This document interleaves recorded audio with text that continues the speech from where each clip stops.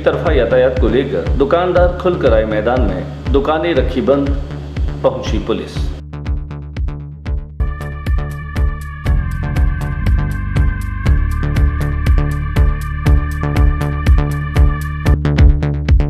बीकानेर की नूखा मार्ग स्थित एक गोदाम में अचानक आग लगने से मची अफरा तफरी। एक बार की मौके पर पहुंचे गंगा शहर थानाधिकारी।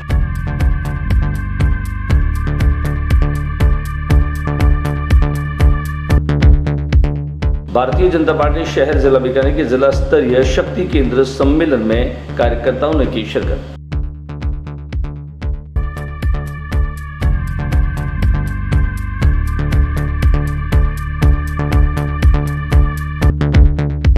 पैदल मार्च के साथ मनसा का प्रथम चरण संपन्न। नशा मुक्ति के क्षेत्र में बीकानेर बने मिसाल।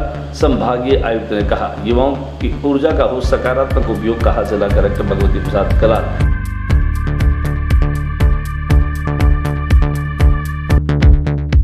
स्वर्गीय रामरतन कोचर की स्मृति में रामरतन सर्कल पर श्रद्धांजलि सभा का हुआ आयोजन। कोचर समाज द्वारा किया गया वही सिलाई मशीन व व्हील चेयर भी भेंट की गई।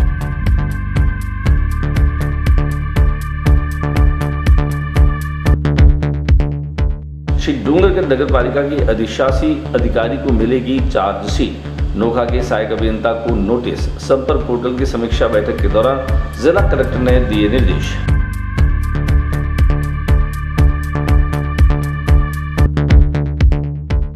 बाला गणगौर माता का पूजन। कुंवारी कन्या होलिका के दूसरे दिन होलिका की राख से पिंडुलियां बनाकर करती है, जो पूरे 16 दिनों तक चलता है।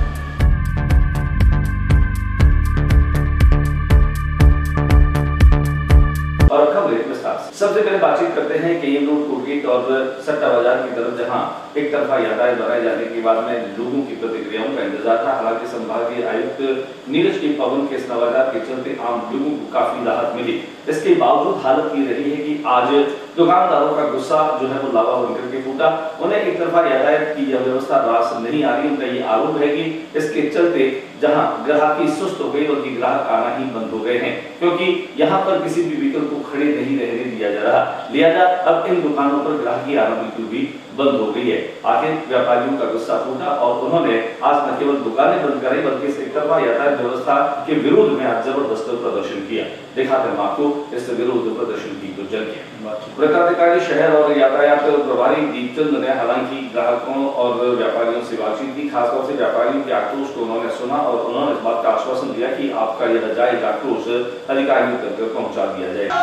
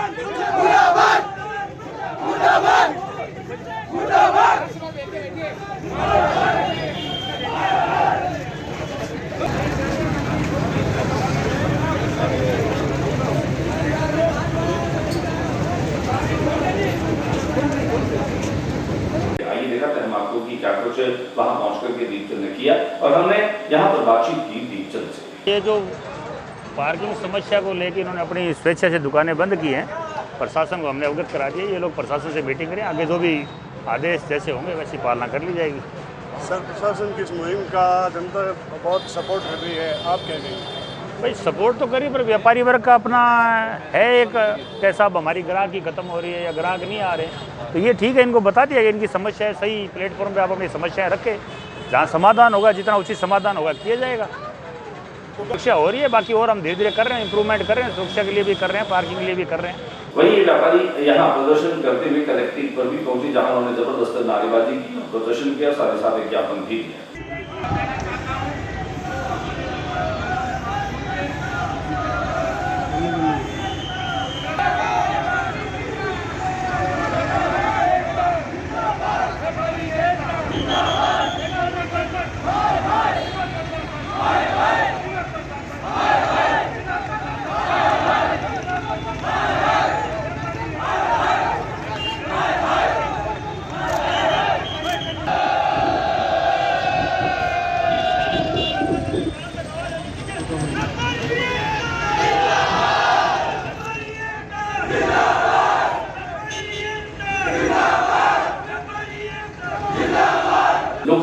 स्थित एक गोदाम में आग लग जाने की वजह से काफी नुकसान हुआ। हालांकि आग लगने के कारणों का अभी तक पता नहीं चल पाया। गंगा शहर के थानाधिकारी लक्ष्मण सिंह वहां पर पहुंचे, कुछ सुरक्षित सामान जो है यहाँ पर निकाला गया। जानकारी सूत्रों के मुताबिक सैनिटरी पैड का यह कारखाना था और यहाँ पर कुछ बक्से जो है वह उसमें सैनिटरी पैड और नैपकिन्स रखे हुए थे, जिन्हें सुरक्षित बाहर निकाल दिया गया।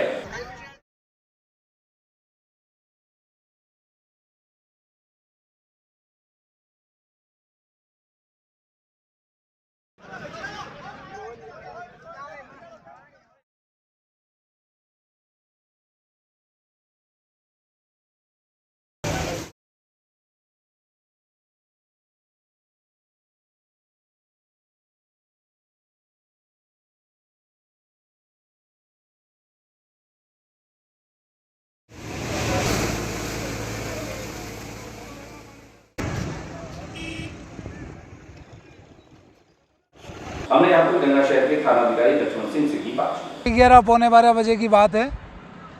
यहाँ ये राजेंद्र सिंह का जो सैनिटरी पैड बनाते हैं उसका कारखाना है निर्भया नाम से। इसमें आग लगने की सूचना मिली थी। सबसे पहले यहाँ के बासिंदे, यहाँ के जो युवा टीम है, ये लोग मौके पे पहुँचे। इन्होंने बड़ी मेहनत की है। जब हमें सूचना मिली तो हमने कंट्रोल रूम को बता के दमकल गाड़ियाँ बुलाई है। हमारी पुलिस लाइन में भी एक वज्रा रहती है, उसको भी बुलाया गया है। आग पे आमजन की मदद से, इन लोगों के सहयोग से ही काबू में कर रहे हैं और अच्छा लोग सहयोग कर रहे हैं। कितनी बड़ी आग है, कितनी गाड़ियों को बुलाया गया?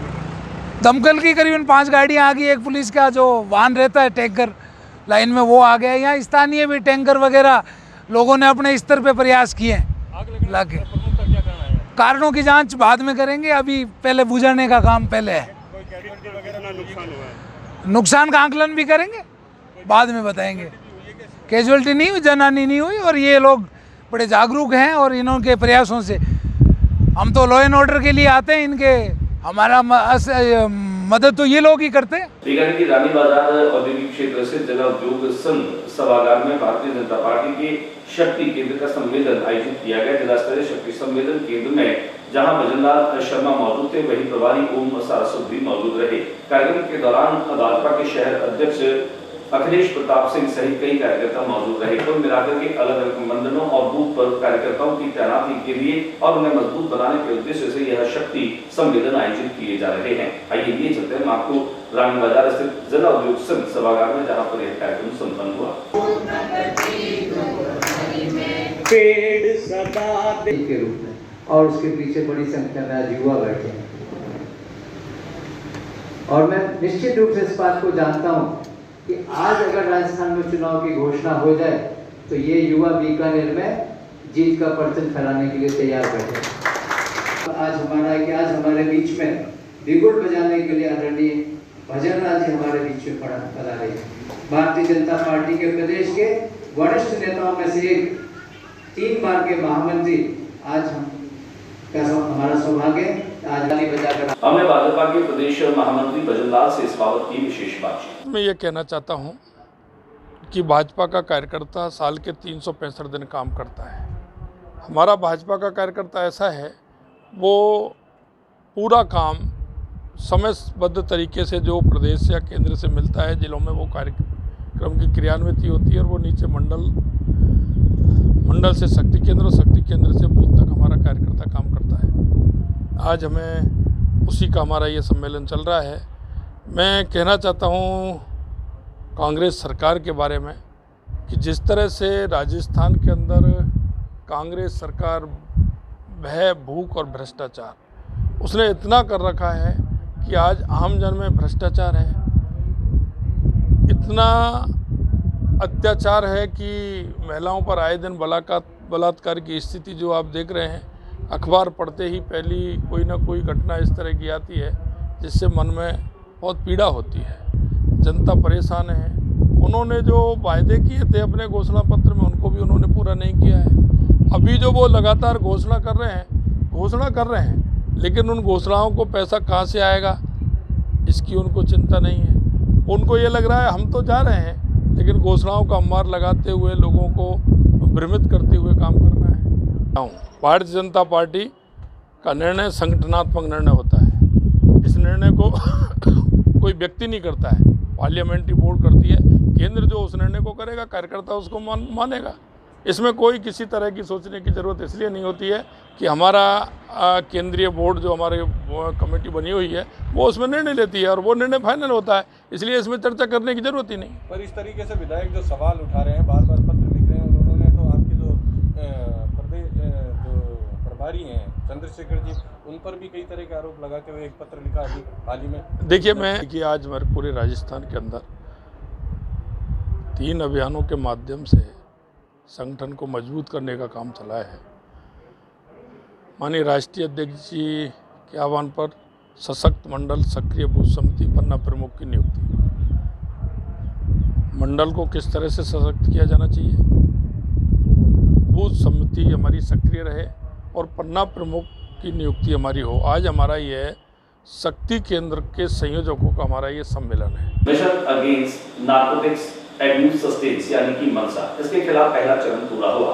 4 सीनियर सेकेंडरी स्कूल परिसर में इस चरण के मुकम्मल हो जाने के साथ इस बात का संकल्प लेने का न केवल इरादा किया गया बल्कि लोगों तक पहुंचाने की बात भी की गई। इस कार्यक्रम के दरमियान संभागीय आयुक्त नीरज किपाल, जिला कलेक्टर भगवती प्रसाद कलार और एडीएम सिटी अरुण प्रकाश शर्मा सहित शिक्षा विभाग के अधिकारी भी मौजूद रहे। वहीं स्काउट और गाइड के तमाम विद्यार्थी और अनेक अध्यापक और अध्यापिकाएं भी इसमें शामिल रहे। कुल मिलाकर के मई तक बीकानेर जिले को नशा मुक्त बनाने का संकल्प लेकर और यहाँ पर कार्यक्रम जो है वो संपन्न किया गया। आइए हम आपको दिखाते हैं फूड स्कूल मैदान का उद्देश्य, जहाँ पर आज खास तौर से मनसा का यह प्रथम चरण संपन्न हुआ। 1931 को 3 युवाओं ने अपने प्राण देश के लिए, समाज के लिए न्यौछावर किए थे, इसलिए ये दिन चुना गया था। अगला फेज 4 जुलाई तक चलेगा। सर ने उसका आगाज कर लिया है। तो नशा एक ऐसी सामाजिक बुराई बन चुका है, आप सभी को पता है, धीरे धीरे सभी के घरों में वो अपने पैर पसार रहा है।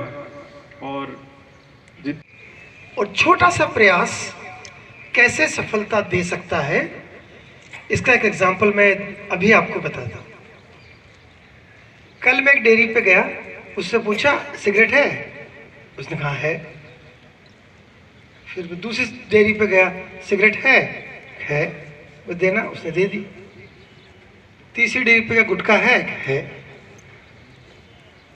कल जिला कलेक्टर महोदय ने कड़ा निर्णय लिया।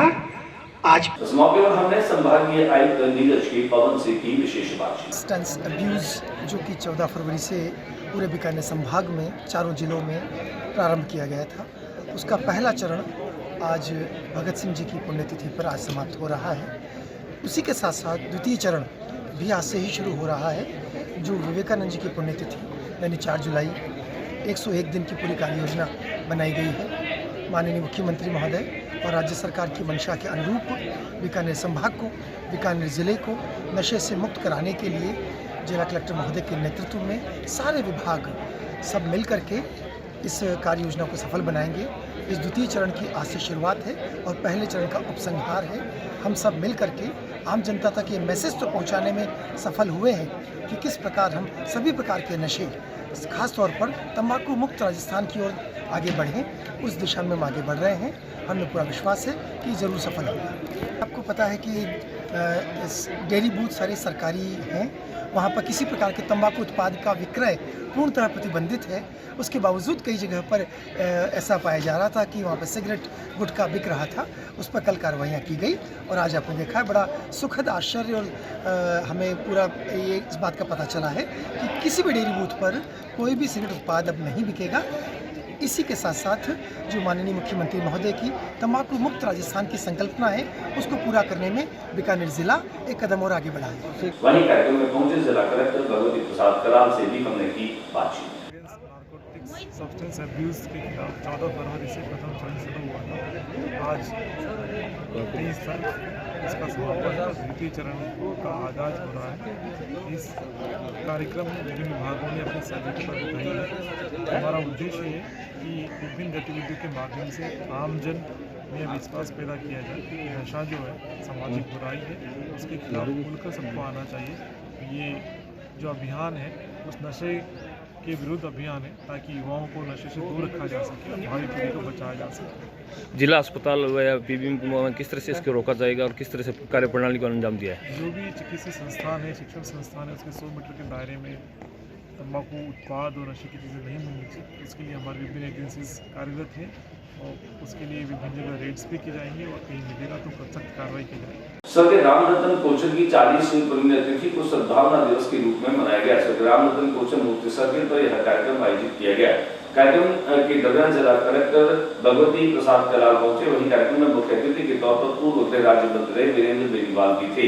कार्यक्रम के दरमियान उन्होंने न केवल रामरतन कोचर के व्यक्तित्व और कृतित्व का स्मरण किया बल्कि यहाँ पर 31 बच्चों को पोशाकें दी गई, वहीं 2 को यहाँ ट्राइसाइकिल वितरित की गई और 10 महिलाओं को सिलाई मशीन वितरित की गई। आइए ले चलते हैं आपको स्वर्गीय रामरतन कोचर सर्किल पर जहाँ ये कार्यक्रम संपन्न हुआ। अभी 5 करते वो लंबा उतरिए, इस कवि सम्मेलन का संचालन कर सकते हो।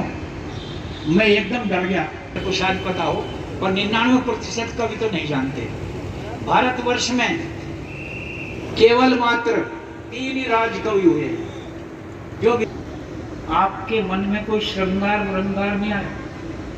बस 11वीं में कविताएं शुरू करी थी और तब से आज तक वीररस वीररस वीररस। ये तलवार ये लिए फिरते वो बंगोल है। ये मैं 2, 4, 6 पंक्तियां पढ़ता हूँ इसके उत्तर। श्री डूंगरगढ़ की नगर पालिका के अधिशासी अभियंता को कारण बताओ नोटिस दिया गया। जिला कलेक्टर भगवती प्रसाद कलाल ने संपर्क पोर्टल पर जो शिकायतें मिली है उन शिकायतों की तय और निर्धारित समय में निस्तारित नहीं किए जाने के कारण से यह कदम उठाया। गौरतलब है कि अनेक अधिकारियों पर उनकी गाज गिरी है। उन्होंने साफ तौर पर कह दिया कि संपर्क पोर्टल पर जो शिकायत आ रही है नियत और निश्चित समय में अगर उनका निस्तारण नहीं होता है तो आगे भी इसी तरह की कार्रवाई जारी रहेगी। और बात करते हैं सुबह सुबह छतों पर युवतियों की स्वर लहरियां जो गणगौर के गीतों से सुनाई देती है। मौसम बदल रहा है, गर्मी के साथ ही अब सुबह जल्दी होने लगी है और होलिका की रात से बनी पिंडोलियों से न केवल गणगौर की पूजा कुंवारी युवतियां करती हैं, अच्छे घर और वर की कामना के साथ में यह पूजा करती है। गणगौर राजस्थान के लोक पर्व के रूप में मनाया जाता है जहां पर जबरदस्त आस्था रहती है। 16 दिनों तक चलने वाला यह त्योहार न केवल सामाजिक समरसता का बल्कि उम्मीद और आस्था का भी समन्वय बनता है। आइए दिखाते हैं हम आपको गणगौर के मौके पर गूंज रहे एक गीत।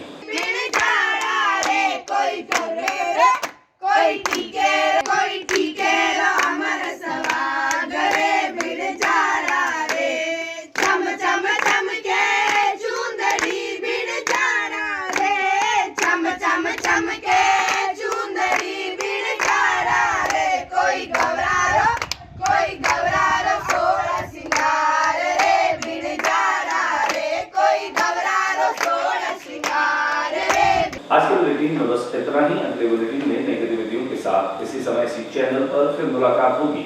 न्यूज रूम से ज्योति प्रकाश रंगा को इजाजत दीजिए। नमस्कार।